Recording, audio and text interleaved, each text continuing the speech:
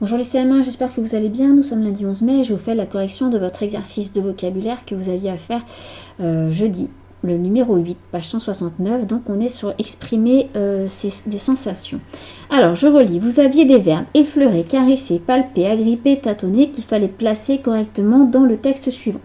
Alors évidemment, ça va de soi. Ça je vous l'ai dit plein de fois, mais il faut vraiment que ça devienne un réflexe. Si vous ne comprenez pas des verbes, il faut les chercher dans le dictionnaire.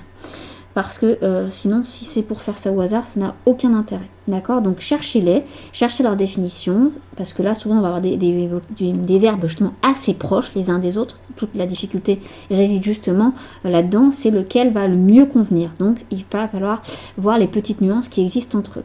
Donc quand vous avez ce genre d'exercice, la première chose qu'il faut faire quand vous avez des doutes, c'est évidemment faire appel ou soit au dictionnaire ou soit à Internet pour chercher la définition des verbes. Là, j'ai fait exprès de tous vous les chercher pour qu'on soit au clair avec toutes les définitions. D'accord? Donc quand on dit effleurer quelque chose, c'est-à-dire toucher légèrement du bout des doigts. Caresser, toucher en signe de tendresse. Palper, examiner en touchant avec la main ou les doigts. Agripper, saisir en serrant, donc pour s'accrocher, on s'accroche à quelque chose quand on s'agrippe. Tâtonner, tâter plusieurs fois le sol, les objets autour de soi pour se diriger ou trouver quelque chose.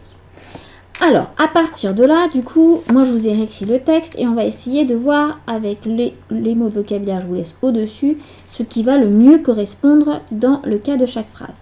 Alors, sans électricité, nous avons été obligés de pour entrer dans la maison. Bon, moi, vu ce que je vous explique ici, pour moi, le verbe qui va le mieux correspondre, c'est tâtonner. On tâtonne souvent quand on est dans le noir, justement, quand on ne voit pas où on va, on met les mains devant soi, on touche un petit peu partout, d'accord ? Pour justement essayer de ne pas rentrer dans quelque chose et pour s'y retrouver. Donc là, le coup de ne pas avoir d'électricité, tâtonner, ça va parfaitement avec. Ensuite, il m'a fallu à la rambarde pour ne pas tomber. Donc là, il y a l'idée de justement s'accrocher, s'agripper. D'accord? Donc, j'ai mis m'agripper. Pas beaucoup de place là. Ensuite, Stacy passe son temps à ses chats. Bon, bah là, en l'occurrence, on va caresser les chats.